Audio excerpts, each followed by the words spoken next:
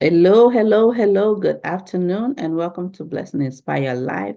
Today, I'm going to be talking about how to sign more clients by hosting a conversion event. And it's not a long live, it's just a short live, but I'm going to start discussing hosting conversion events. So, this is part one, and we'll finalize this topic by next week, all things being equal and God willing. So thank you for joining me today. If you are joining me for the first time, I'd love for you to say hello in the comments and tell me where you're joining me from. And even if you've joined before, you can still say hi in the comments and state where you might be listening from.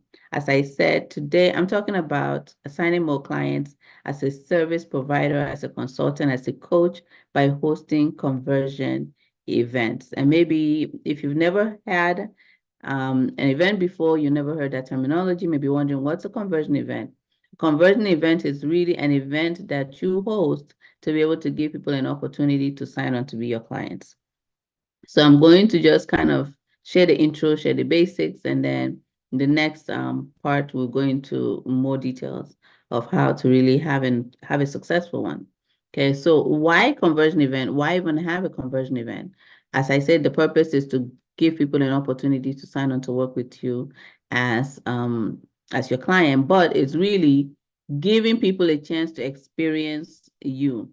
It's giving people a chance to experience their problems being solved. It's being giving people an opportunity to, you know, try what you have, have some knowledge and get some benefit, first as en route to deciding whether they should take it further or do more. If you are in the United States and you've ever gone to a shop, like some of these stores, sometimes when you go there, they have something for you to sample or to try. The hope is that once you sample the item, then you will make a decision on if you like it, on buying the whole pack, getting the whole item. Now making that further investment in actually buying more of it. That is the hope. That is what a conversion event is. It's meant to give a taste of the solution that you offer. It's meant to bring a solution, and it's meant to really create that know, like, and trust factor, and giving people the opportunity to have that in a setting. So why have one? That's one of the reasons to have it, is to really have a time. It's like you create an event, you create a space, you create the time for the persons that you wish to serve to have an opportunity to start getting help by you. Okay. And then what type of a conversion event should you host? I always recommend a paid conversion event. Free are good too, but I recommend paid. The reason I recommend a paid conversion event is that, as one mentor of mine says, is that people pay attention to what they pay for. So when people pay for something, they pay attention. Many people do not want to waste their resources, especially their financial resources. So when they are able to make that investment, no matter what the amount, they're more than likely going to be ready to make sure that they, take advantage of what they've paid for. Now, have many of us at times paid for things that we didn't use? Yes, people do that, but that is not going to be the normal action. So you have a paid conversion event because you want persons that are going to come to the event, not because they know you, not because they necessarily want to support you, but you want them to be there because they actually have that problem that you're seeking to solve and are taking this small step as a way of committing to themselves first to being there to get the solution. Okay, so a paid conversion event is good for the persons that you're hoping to help because it's a way for them to really make an investment into themselves. And also, it does help you, the person hosting the event, to know the person's coming there actually took that step. They took that bold step to pay for it. So there's something that it will also do to you in your preparation for that event versus a free event. Now, does that mean that free events are not as you don't get blessed or get a solution? No, free events are good too. But when you ask me what do I recommend a paid event. Now, when and how long should your event be? I'll also give you a tip on that. Your event should be 3 to 5 days. And I've heard this, but I've also seen it strategically that it just makes it works better that way. Just naturally in life, when you meet someone once or you have a conversation once, it's a one, you can go on. But when you've met someone more than once, there's a deeper connection, even if it is not so deep, but it's a deeper connection than when you just meet someone just once and that's it.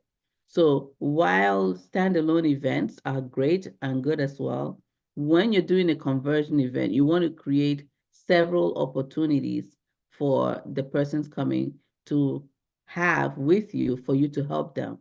And in doing that, you're creating a deeper connection. You're building a stronger know, like, and trust factor. So you want to hold it at least 3 days.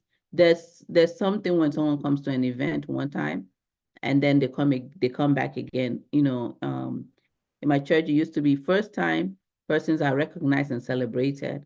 Second timers are even more celebrated. Why? Because the fact that they came back the second time meant the first time was good and they're coming back for more. If they come back the second time, more than likely they'll be coming back more often, regular. So you hold that event and for persons to have more opportunities to have the topic that you're dealing with, hashed out, but also for you, it builds a deeper connection. And if they come for all those days or even most of the days, it creates a better, if you should decide to work together, it's going to create an easier working relationship for you because they've had several opportunities to interact with you. They've had several opportunities for you to interact with them and know them before deciding to move it further and work with you. So decide on a date. The date should be 6 to 9 weeks ahead of time. You don't want to do something in 2 weeks' time, though you can, but you want to give yourself enough time to do ads. And the one I'm recommending 6 to 9 weeks, I'm recommending it organically. If you're doing it through Facebook ads or any other ads, then you want to meet with professionals that are experts in that area and let them guide you and give you a timeline that will work best based on the platform that you're wanting to use to promote. And do I recommend paid ads? Absolutely. Absolutely, because once again, there are free things, but when you want to move faster, sometimes you pay to save time and save, efforts. So a paid ad will definitely get your information and get your event in the eyes of many more people than you would get organically. But can you host an event, a paid conversion event without using Facebook ads? Yes, that is possible too. You can do that. It's just going to be more work on your part in reaching out and getting the word out to people, which leads me to the final thing that I will leave with you, which is you want to strategically market. Now that you've scheduled it 6 to 9 weeks ahead of time, you have a topic that you're going to deal with. You have who you're going to be holding the event for, should be your ideal prospects, the ideal clients. Some of the tips that I will leave you with is to promote it, because an event as well organized, as powerful as it can be as far as the solutions you're hoping to offer, is going to do no good if people don't know about it. So there are ways that you're going to go about using the online platforms if you're doing it organically to promote the event. If you have an email list, you want to make sure that you inform your email list. If you have a Facebook group, you want to make sure that you let members of your Facebook group know.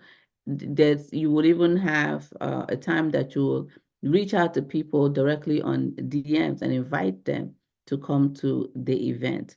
And of course, in different Facebook groups, as you have opportunities, you're going to promote and invite people to sign up and register for the event. And one last thing, you have to host the event. It should have its own landing page. It shouldn't be something that you send people to your website, then they got to go and find where to register. It should have its own landing page, and in that landing page, it should have information for which they can register. Okay, so a paid conversion event, it's such a good way. It's a way for you to really pour out into your prospects and let them experience the solutions that you have. Now, as a service provider, you may say, well, the service I provide, I do it for my clients. There is nothing for them to do. Very good. This is even another reason why you need to host a conversion event so that people really understand what it is that you do, what it is that you're doing for them, and even possibly have an insight. They learn to appreciate your work, and they would even also sign up to have you do the work for them. By the time you go through, now you're not bringing them there to show them, for an example, if you're a social media manager, this is how what the work I do, this is what I use, these are the platforms, and this is how I do the work. No, you're going to focus the conversion event on something like understanding social media more, maybe understanding the different platforms. Maybe you're going to focus on how to grow on social media.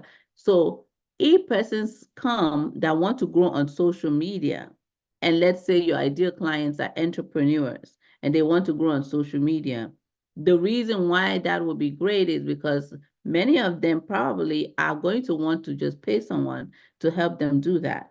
Even though you're providing them with some resources, some ways for them to grow on their own. Now, if they decide that, you know what, I see you as knowledgeable, I see you know what you're talking about, and you know what, I would just rather have you do it for me than they hire you to do it for them. Okay, so even if you're a service provider, you can host a conversion event that deals in the area of the service that you provide. And you're seeking to educate, you're seeking to bring your perspective closer and help them solve a problem that they have in which you help with. And then you're also just wanting to give them an experience. I leave you with that. Make sure that your paid conversion event is an experience. It's not just something to come and let it be an event that they will remember. Let it be an event that moves the needle for them, not solving all the problems because that's going to be too much. Just solve one simple problem, deal with one key issue, and that's enough. That's okay. And let it be an experience. Let it be fun. Let it be an exciting time of engaging with your brand, engaging with your business. Okay. So paid conversion event, it's going to be the 6th month soon. If you've not had one, it's a good time to start percolating and thinking about when you can have one. And even if you've never had one before, it can be scary, but if you work with someone, they can help you to know exactly how to go about it so that it is not so scary. It's actually not as scary as it may seem. Okay. So I hope this has been helpful and has been useful to you. If you're thinking about holding a conversion event and you need some help with it, you can reach out and book a call. And I would love to get on a call with you and begin to just, brainstorm some of those ideas with you. Okay. And like I said, next time I will dive into part 2 with more details, maybe on the marketing aspect of your conversion event. It's been a pleasure as always, and thank you so much for joining me. And if you catch this later, please share this video with someone that you know needs to hold a conversion event or needs help holding a conversion event. Thank you so much. I appreciate your time. God bless and have an awesome rest of your day. Bye.